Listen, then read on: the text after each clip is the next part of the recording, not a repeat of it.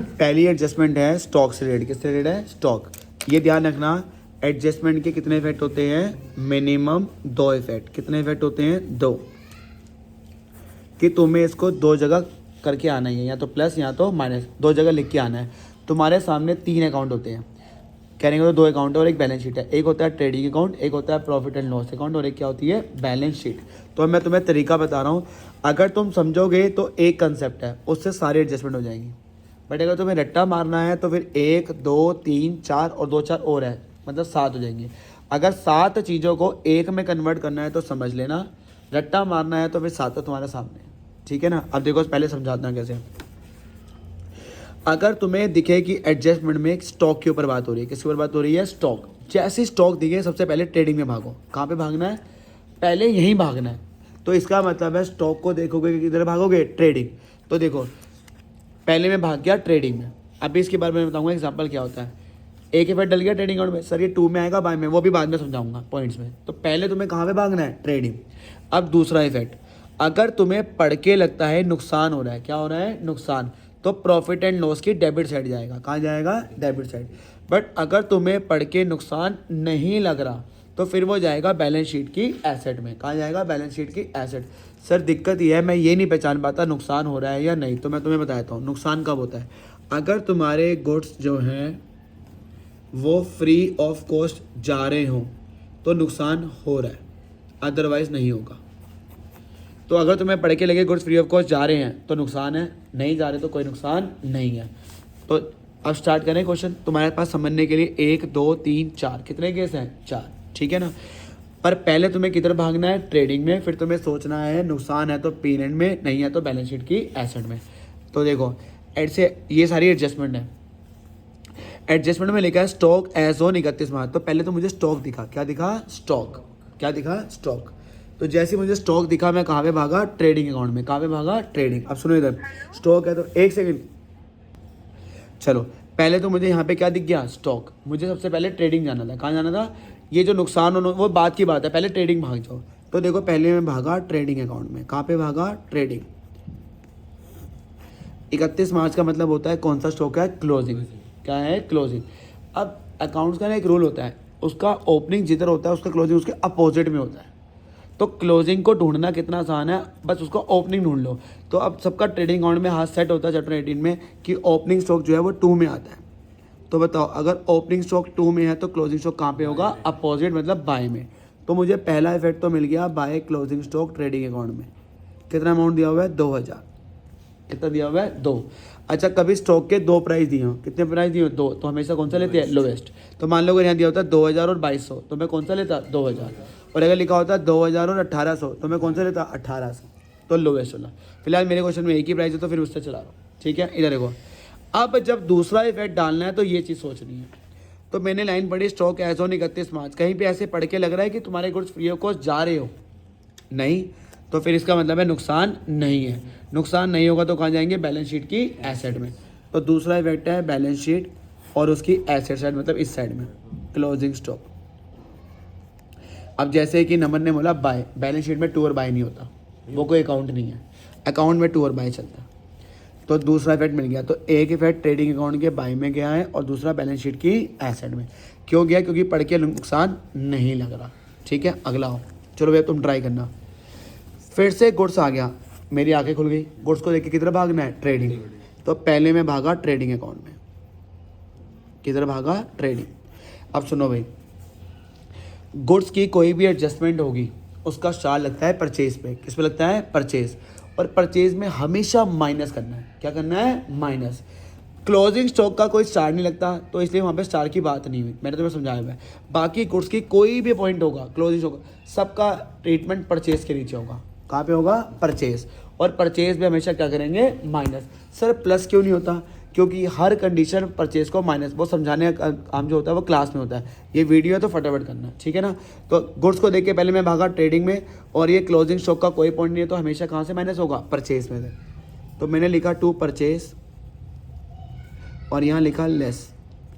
किसकी वजह से हो रही है? Free sample.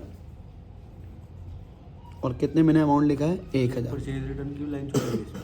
हाँ, 1000 हाँ, परचेज रिटर्न की एक लाइन तो होगी और गुड्स का स्टार लगा हुआ है परचेज पे, तो एक लाइन स्टार की और एक लाइन हम क्या कर छोड़ते हैं, बाय डिफॉल्ट परचेज रिटर्न की। अच्छा, एक इफेक्ट तो मुझे मिल गया। इसका मतलब है गुड्स की कोई भी एडजस्टमेंट होगी, मैं ट्रेडिंग अकाउंट में जाऊंगा और हमेशा परचेज में क्या करूंगा, माइनस। बस क्लोजिंग स्टॉक का कोई स्टार नहीं है, वो अलग से आता है। चलो, अब दूसरा इफेक्ट होता है नुकसान वाला। बताओ, goods costing 1000 distributed as free sample. पढ़ के लग रहा है तुम्हारे गुड्स फ्री ऑफ कॉस्ट गए हैं, फ्री में बांटे तो फ्री ऑफ कॉस्ट, तो नुकसान हो गया। तो नुकसान होगा तो कहाँ जाएंगे, प्रॉफिट एंड लॉस के डेबिट में। तो दूसरा इफेक्ट बैलेंस शीट नहीं है, कहाँ है, प्रॉफिट एंड लॉस, और वो भी debit side. To free sample 1000, दो इफेक्ट मिल गए। अब तीसरा तुम सब ट्राई करोगे, ठीक है। गुड्स पहले तो क्या दिख गया, गुड्स किधर की तरफ भागोगे, ट्रेडिंग। मैं भी भागा ट्रेडिंग अकाउंट की तरफ। चेक कर लो, ये क्लोजिंग स्टॉक का तो पॉइंट नहीं है, नहीं है। तो जो क्लोजिंग स्टॉक का पॉइंट नहीं होता वो हमेशा कहाँ जाता है, परचेज में माइनस। क्या करते हैं, माइनस। सर याद कैसे रहेगा, P for purchase, P for प्यार, प्यार में हमेशा धोखा मिलता है तो माइनस, ये याद रखें कि हमेशा धोखा मिलता है माइनस ही होगा, प्यार हमेशा छूट जाता है मतलब minus.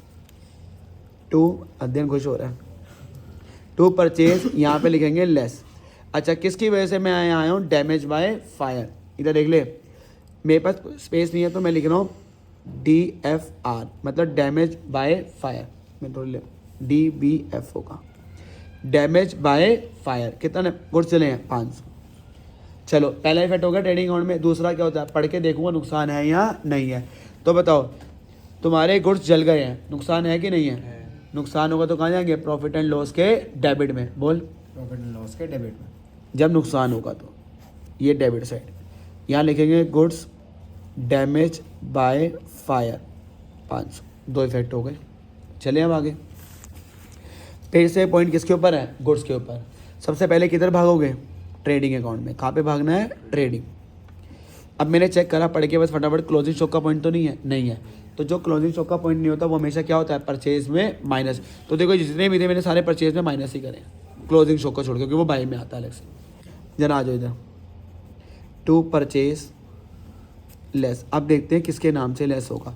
Costing 200 use by provider personal. Accounts में पर्सनल उसको क्या बोलते हैं, ड्राइंग। तो किसके नाम से माइनस होगा, ड्राइंग 200। सर अब मैं ये करूँगा, पढ़ के लगा नुकसान, वो तब था जब तुम्हें दूसरा अकाउंटिंग टर्म नहीं मिल रहा था। ये तो दे दी उन्होंने अकाउंटिंग टर्म, पर्सनल उसका मतलब क्या होता है, ड्राइंग।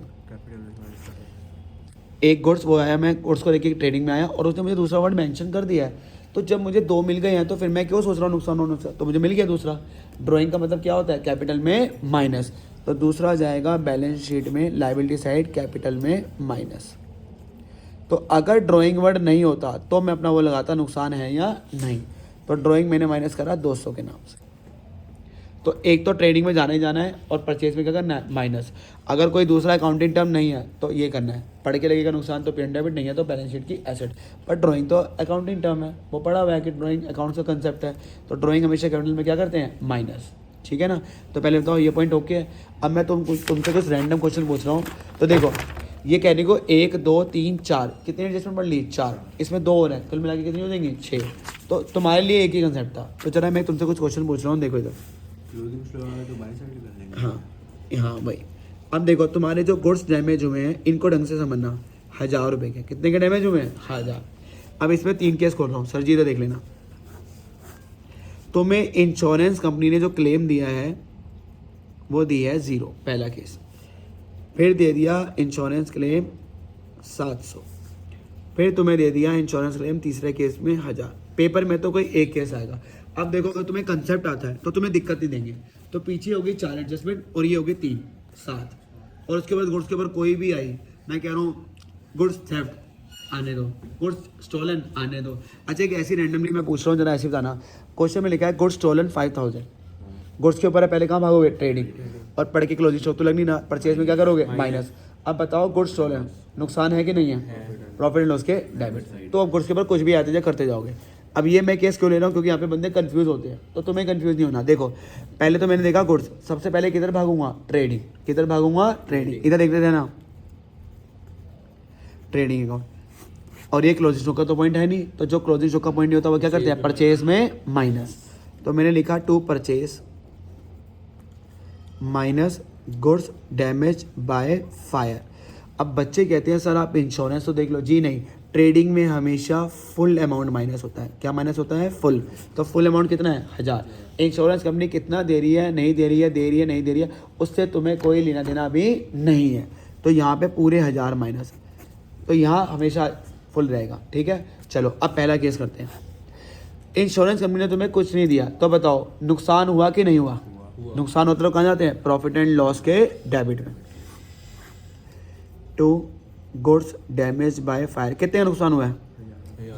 केस 1 हो गया। Okay, case 1। तो देखो मैं अपना कंसेप्ट लगा रहा हूँ, अपना क्वेश्चन हो रहा है। सेकंड पे आ जाओ। पहले तो गुड्स जले, उसको देख के पहले कहा भागा ट्रेडिंग में। अब इंश्योरेंस कंपनी 700 दे रही, मुझे अब इससे लेना देना नहीं है, ट्रेडिंग अकाउंट में फुल अमाउंट, तो इस केस में भी 1000 ही माइनस होंगे। तो चाहे केस पहला हो, चाहे केस दूसरा हो, चाहे केस तीसरा हो, तीनों में 1000 ही माइनस होंगे। मतलब ट्रेडिंग अकाउंट में तो सोचना ही नहीं नुकसान हो, वो तो दूसरा इफेक्ट है, तो पहले यहाँ 1000 माइनस कर दिए। अब सोचूंगा जब मैं दूसरा इफेक्ट करने लगूंगा, 1000 का माल जला था, इंश्योरेंस कंपनी ने 700 दे दिए, तो कितने का नुकसान हो रहा है? 300। कितने का हो रहा है? तो प्रॉफिट एंड लॉस में कितना लिखोगे? अब एक मिनट, कितना नुकसान नहीं हुआ? 700। तो ये भी तो कंसेप्ट है, नुकसान होगा तो पीरियड में, नुकसान नहीं होगा तो बैलेंस शीट की एसेट में। तो यहाँ पे बैलेंस शीट की एसेट में भी जाएंगे। कितने का नुकसान नहीं हुआ? 700। और किस नाम से आएगा? Insurance claim. इंश्योरेंस मत लिखना, इंश्योरेंस क्लेम। अब ये हुआ है, तो ये देखो, ये है पहला केस, ये दूसरा। दूसरे में 2 जगह है, क्योंकि नुकसान भी हो रहा है और नुकसान नहीं भी हो रहा है। तो अपना रोल तो वही है, जो नुकसान होगा पीरियड के डेबिट में, जो नहीं होगा बैलेंस शीट की एसेट में। अब तीसरा एक बार तुम ट्राई करोगे, 1000 का माल चला है और इंश्योरेंस कंपनी ने तुम्हें कितने दिए? पूरे के पूरे 1000। पहले तो गुड्स को देख के कहाँ भागे? ट्रेडिंग में, और पूरे अमाउंट माइनस। इंश्योरेंस कंपनी कितने दे रही है वो बात की बात है, कर दिए माइनस। अब बताओ 1000 का माल चला, 1000 मिल गए, कोई नुकसान हुआ? जो नुकसान नहीं होता वो कहाँ जाते हैं? बैलेंस शीट की एसेट। तो अब तीसरे केस में सिर्फ इंश्योरेंस क्लेम आएगा, कितने दे? हो गया। तो ये गुड्स की सारी एडजस्टमेंट। तो जब मैं आगे क्वेश्चंस करवाऊंगा तो क्वेश्चन में फिर सीधा सीधा बताऊंगा। तो पहले एडजस्टमेंट तुम पढ़ के रहना। ये मेरी पहली एडजस्टमेंट क्या हो गई है? खत्म। चलो भाई, एडजस्टमेंट नंबर 2 है डेप्रीसिएशन। कौन सी है? डेप्रीसिएशन। अभी देखो इसके 2 इफेक्ट कैसे होते हैं। देखो भाई, डेप्रीसिएशन का जो पहला इफेक्ट है उसका मीनिंग क्या होता है? मीनिंग जैसे स्टॉक का था, स्टॉक का मीनिंग होता है ट्रेडिंग। तो पहले मैं ट्रेडिंग की बात था, डेप्रीसिएशन में पहले उसके मीनिंग के मांगे। मीनिंग होता है fall in the value of fixed asset. तो पहले तुम फिक्स्ड एसेट की वैल्यू क्या करोगे? कम। क्वेश्चन में लिखा होगा किसकी वैल्यू कम करनी है, ठीक है ना। एग्जांपल दिखाऊं, डेप्रीसिएशन ऑन मशीनरी, तो किसकी वैल्यू कम करनी है? मशीनरी। तो पहला काम तो तुम्हारा ये होगा कि मशीनरी की वैल्यू क्या करनी है? कम। अब ये तुम्हें सबको पता है कि मशीनरी कहाँ पे आती है? बैलेंस शीट में। कहाँ आती है? बैलेंस शीट की एसेट में। और मशीनरी कितनी की बने? 1 लाख। तो सर ने कहा था पहले तो मीनिंग से जाना। पहले वर्ड डेप्रीसिएशन मीनिंग क्या होता है? वैल्यू कम करना। Less depreciation 10%। यहाँ लिखा हुआ है 1 लाख का डेसिमल कितना होता है? 10,000। एक इफेक्ट तो मिल गया कि भैया पहले तो उसकी वैल्यू क्या करके आओ? कम, जो उसका मीनिंग कह रहा है। सेकंड वही है जैसे तुमने स्टॉक में सीखा था, अगर पढ़ के लगेगा नुकसान तो कहाँ जाओगे? P&L के डेबिट में। और अगर तुम्हें पढ़ के लगता है नुकसान नहीं है तो बैलेंस शीट की एसेट में। एक बंदा तुम्हारी एसेट की वैल्यू को कम कर रहा है तो नुकसान नहीं है। मतलब तुम्हारी एसेट की वैल्यू कम कर रहा है तो क्या है? नुकसान। तो कहाँ जाएंगे? प्रॉफिट एंड लॉस के डेबिट। तो ये तो ईजी हो जाता है। 2 डेप्रीसिएशन ऑन मशीन 10,000। अब कई जो बच्चे महामूर्ख होते हैं वो 90,000 लिखाते हैं। डेप्रीसिएशन कितना था? 10। तो डेप्रीसिएशन को 2 बार लिखना, ना कि उसके नेट अमाउंट को, ठीक है ना। तो कितना आएगा? 10। सर ये तो बहुत सिंपल था, इसको थोड़ा सा एक एक्सटेंड कर देता हूँ, बहुत रेयर आता है। अगर तुम्हें मशीनरी के साथ लिखा आ जाए उसकी डेट, क्या लिखी आ जाए? डेट, तो टाइम फैक्टर लगा देना। तो एक एग्जांपल ले लेता हूँ, ये वाला मशीनरी 1 लाख गिवन है, मान लो उसके साथ डेट लिखी हुई है 1 अक्टूबर। क्या लिखी हुई है? 1 अक्टूबर। तो अब डेप्रीसिएशन का अमाउंट ऐसे निकलेगा, 1 लाख का 10%। अब डेट दी हुई है तो टाइम फैक्टर लगा देना, आगे वाला 31 मार्च। 1 अक्टूबर से आगे वाला 31 मार्च कितना दूर है? 6 महीने। तो अब डेप्रीसिएशन 5,000 आएगा। तो बस अगर डेट दी हो तो टाइम फैक्टर लगा देना। जब डेट नहीं है, देखो जब मैंने ये पढ़ा था तो कोई डेट नहीं थी, मैंने सीधा 1 लाख का 10% कर दिया था। तो 98 या 90 कह लो, 90% क्वेश्चनों में तो कोई डेट नहीं है, तो सीधे ही कर देते हैं। बट अगर किसी क्वेश्चन में डेट आ गई तो टाइम फैक्टर लगा देना। टाइम फैक्टर लगाने का कैसे लगाते हैं, जो डेट दी हुई है उससे आगे वाला 31 मार्च। तो मान लो अगर दिया होता 1 जनवरी तो कितने महीने लेता, 3 जनवरी फरवरी मार्च। अगर होता 1 दिसंबर तो कितने लेता, 4।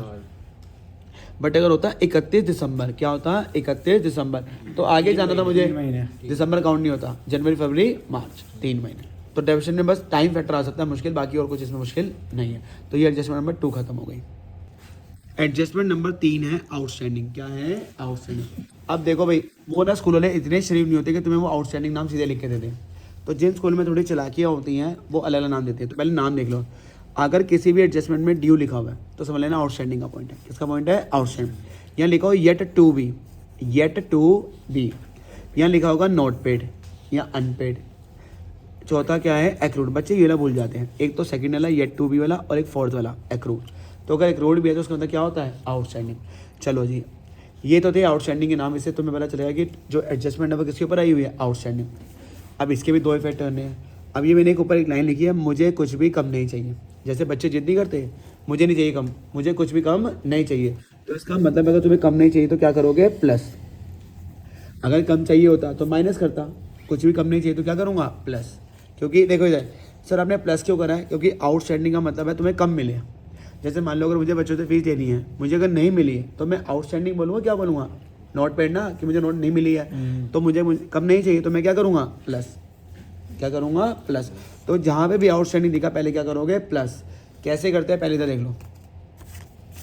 तुम्हें क्वेश्चन में गिवन है 1000 रुपये वेजेस। क्या गिवन है, 1000। तो पहले बताओ वेजेस कहाँ आता है, ट्रेडिंग अकाउंट में।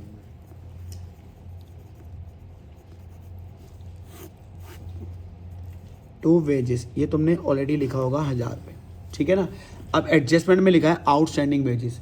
आउटस्टैंडिंग का मतलब होता है कम, मुझे कुछ भी कम नहीं चाहिए। तो आउटस्टैंडिंग हमेशा हमेशा वो कभी माइनस नहीं होगा, हमेशा क्या करेंगे, प्लस। तो यहीं पे प्लस आउटस्टैंडिंग वेजेस 200। एक इफेक्ट हो गया। अब दूसरा समझो, प्लस समझ आ गया कैसे है। इधर देख लो, जिस पे वो बोलेगा उस पे जाके प्लस करना है। इसने बोला आउटस्टैंडिंग वेजेस तो मैंने कहाँ पे जाके प्लस करा, वेजेस। एक और देख लो एग्जांपल समझने के लिए। सैलरी कहाँ पे आता है, प्रॉफिट एंड लॉस। कहाँ पे आता है, प्रॉफिट एंड लॉस। अब बताओ आउटस्टैंडिंग किस पे बोला है, सैलरी, तो किस पे जाके प्लस करूंगा, सैलरी। तो ऑलरेडी सैलरी जो मैंने ली हुई है वो ली हुई है 1000, इसी में प्लस करूंगा आउटस्टैंडिंग सैलरी। हाँ बोल बोल। ये क्रेडिट साइड में आता है क्वेश्चन में, जब बता रहा हूँ छोड़ बता रहा हूँ दिया। अभी डेबिट बता। आउटस्टैंडिंग हमेशा क्या करोगे, प्लस। अच्छा प्लस करना है किसमें, जिसमें बोला है। वेजेस से बोलेगा तो वेजेस में प्लस, सैलरी में बोलेगा तो सैलरी। तो पहला इवेंट सबका क्लियर है, तो समझाने के लिए 2 केस दिए हैं। अब दूसरा, ये तुम्हारा सबसे फेवरेट जो मैंने जनरल में बहुत बार समझाया है। अगर आउटस्टैंडिंग के साथ पे होता है तो फ्यूचर में क्या करते हैं, पे। सेम।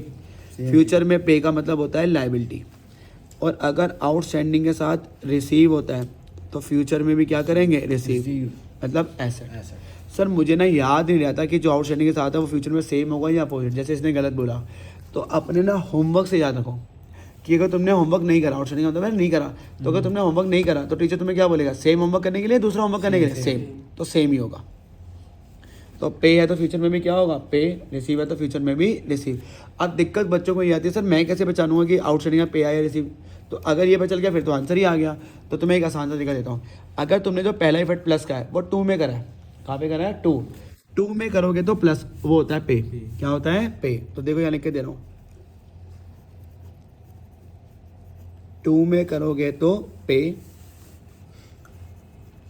बाय में करोगे तो इधर। अब देखो इधर, ये मैंने 2 में प्लस करा है तो 2 वाला क्या होता है, पे। तो बताओ अगर आउटस्टैंडिंग के साथ पे है तो फ्यूचर में भी क्या होगा, पे। फ्यूचर में पे का मतलब क्या होता है, लाइबिलिटी। तो इसका जो दूसरा इफेक्ट है वो बैलेंस शीट की कहाँ जाएगा, लाइबिलिटी साइड।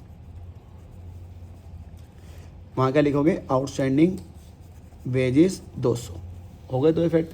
चल भाई भाड़े जरा, बैलेंस शीट। मैंने ये जो प्लस करा है ये 2 में प्लस करा है। कहाँ में प्लस करा है, 2 में पे होता है, रिसीव होता है, 2 में पे होता है, क्या होता है, पे। अगर आउटस्टैंडिंग के साथ पे है तो फ्यूचर में भी क्या होगा, पे। फ्यूचर में पे का मतलब लाइबिलिटी। Outstanding salary 300। बच्चों ने कहा सर 2 वाले तो 2 एग्जाम। सर 2 वाले तो हो गए, तो एक बाय वाला भी करा दो। तो एक एग्जांपल उसका लेते हैं। तो मैं ना कमीशन क्वेश्चन में क्रेडिट साइड में दी हुई है, कहाँ पे दी हुई है, क्रेडिट। तो वो कमीशन बाय साइड आया होगा, कितना गिवन है, 1000, क्योंकि बाय साइड क्रेडिट साइड होती है, ठीक है। अब एडजस्टमेंट में लिखा हुआ है आउटस्टैंडिंग, या एडजस्टमेंट में लिखा हुआ है, तो आउटस्टैंडिंग सर ने कहा था हमेशा क्या करते हैं, प्लस। तो पहले तो जाके मैं क्या करूँगा, प्लस आउटस्टैंडिंग कमीशन कितनी दी हुई है, 400। अब देखो चाहे 2 में हो चाहे बाय में हो, आउटस्टैंडिंग हमेशा क्या करना है, प्लस, क्योंकि मुझे कुछ भी कम नहीं चाहिए। अब दूसरा इफेक्ट होता है ये सोचना कि आउटस्टैंडिंग का पे है या रिसीव, वो तुम्हें बता देगा तुमने प्लस कहाँ पे करा है। अब मैंने प्लस करा है बाय में, कहाँ पे प्लस करा है, बाय। तो मैंने लिखा था अगर तुम बाय में प्लस करोगे तो वो क्या होता है, रिसीव। तो बताओ बाय में करा है तो क्या हुआ, रिसीव। आउटस्टैंडिंग के साथ रिसीव है तो फ्यूचर में भी क्या होगा, रिसीव। और फ्यूचर का रिसीव का अंदर क्या होता है, एसेट। तो बैलेंस शीट की अब जाएगा एसेट साइड में, आउटस्टैंडिंग कमीशन। वैसे तो वहाँ एक्रूड लिखते हैं, पर बच्चों को पहले समझाना है तो पहले उनका हाथ सेट कराना है। तो आउटस्टैंडिंग कमीशन 400, देखो मैंने कहाँ पे लिखा, एसेट, क्योंकि वो रिसीव था। तो पहले तो आउटस्टैंडिंग ओके है, ठीक है। एडजस्टमेंट नंबर 3 का ये पहला क्वेश्चन था आउटस्टैंडिंग, उसका दूसरा क्वेश्चन क्या है, एडवांस। अगर किसी को आउटस्टैंडिंग आ गया है तो उसे एडवांस बहुत ईजी लगेगा। अब देखो थोड़ी सी लाइन को कंप्लीट करता हूँ। मुझे कुछ भी कम नहीं चाहिए था, तो एक लाइन होती, एक और लाइन और होती है, मुझे कुछ ज़्यादा भी नहीं चाहिए, मुझे कुछ ज़्यादा भी नहीं चाहिए। देखो जब इधर देखो, मुझे कुछ भी ज़्यादा नहीं चाहिए, तो एडवांस का हमेशा मतलब क्या होता है, ज़्यादा। अगर कोई बच्चा मुझे फीस एक्स्ट्रा दे देगा तो मैं उसे क्या बोलता हूँ, एडवांस। मुझे ज़्यादा नहीं चाहिए तो क्या करूँगा, माइनस। तो आउटस्टैंडिंग आएगा तो हमेशा प्लस, चाहे 2 में हो चाहे बाय में हो। एडवांस का भी सही, 2 में होगा चाहे बाय में होगा, हमेशा क्या करेंगे, माइनस। अब वही दूसरा बेट, अगर एडवांस के साथ पे है तो अब फ्यूचर में सेम नहीं होता, फ्यूचर में क्या होता है, अपोजिट। तो अगर पे है तो फ्यूचर में क्या होगा, रिसीव, जबकि आउटस्टैंडिंग में सेम था। पे है तो फ्यूचर में पे, रिसीव है तो फ्यूचर में भी रिसीव। अब अगर एडवांस के साथ रिसीव आया तो फ्यूचर में क्या करोगे, पे। फ्यूचर पे का मतलब लाइबिलिटी, फ्यूचर रिसीव का मतलब एसेट। सर अब ये बताओ मैं कैसे पहचान दूंगा एडवांस का, पे या रिसीव, वही वाला कंसेप्ट। अगर तुमने 2 में माइनस करा होगा तो पे, बाय में माइनस करा होगा तो रिसीव। चला आना, इधर देखो, तो मैं समझने के लिए 2 केस मैंने दिए हुए, ठीक है ना। इधर देखो, तो मैं इंश्योरेंस गिवन है, इंश्योरेंस कहाँ पे जाता है, प्रॉफिट एंड लॉस में। कितना गिवन है, 1000। सर जी इधर देख लेना, टू इंश्योरेंस 1000। एडजस्टमेंट में गिवन है एडवांस, कौन सा पॉइंट है, एडवांस। एडवांस मतलब मुझे ज़्यादा नहीं चाहिए, तो क्या करेंगे, माइनस। क्या करेंगे, माइनस। कितना पॉइंट है, 200। यहाँ लिखेंगे माइनस एडवांस 200। तो मुझे एक ही बेट तो चल गया माइनस। अब दूसरा वही फ्यूचर में क्या होगा, मैंने अब 2 में माइनस करा है, कहाँ पे करा है, तो कोई भी चीज़ 2 में करोगे वो हमेशा पे होती है। क्या होती है, पे। तो बताओ अगर एडवांस के साथ पे है, मैंने कैसे पहचाना पे में, क्योंकि मैंने 2 में माइनस करा है। पे है तो फ्यूचर में क्या होगा, रिसीव। फ्यूचर में रिसीव का मतलब क्या होता है, एसेट। तो दूसरा इफेक्ट जाएगा बैलेंस शीट की एसेट में। हम जा रहे थे बैलेंस शीट की एसेट में, एडवांस इंश्योरेंस। एडवांस था सिर्फ 200 रुपये, हो गया। आओ एक और समझने के लिए, मैंने कमीशन गिवन करी है 1000। क्या गिवन करी है, 1000। तो मैं ये भी ले लेता हूँ, कमीशन ना क्रेडिट साइड वाली है, मतलब प्रॉफिट एंड लॉस के क्रेडिट में। तो एक 2 वाला और एक बाय वाला। इधर देखो, बाय कमीशन 1000 रुपये, 1000। प्रीपेड का मतलब मैंने क्या बताया था, एडवांस। अच्छा, एडवांस के 4 नाम, prepaid, carry forward, next year और अनएक्सपायर्ड। अगर तुम्हें किसी भी एडजस्टमेंट में ये कोई भी वर्ड एक अद्दा भी दिख गया, पक्का पॉइंट एडवांस का है। अब बच्चे यही नहीं पढ़ पाते, एडवांस तो पढ़ लेते हैं पर ये वर्ड भी ध्यान रखना, ठीक है ना। तो मैंने लिखा है प्रीपेड। प्रीपेड का मतलब क्या होता है, एडवांस। एडवांस का तो होता है ज़्यादा, मुझे नहीं चाहिए तो क्या करूँगा, माइनस। अब चाहे 2 में हो चाहे बाय में हो, क्या करेंगे, माइनस। Minus advance commission 300। चलो अब बताओ, अगर तुम बाय में करोगे तो वो क्या होता है, रिसीव। अगर एडवांस के साथ रिसीव होगा तो फ्यूचर में पे। बैलेंस शीट की लाइबिलिटी, लाइबिलिटी इस साइड होता है। तो एडवांस कमीशन हो गया, ठीक है।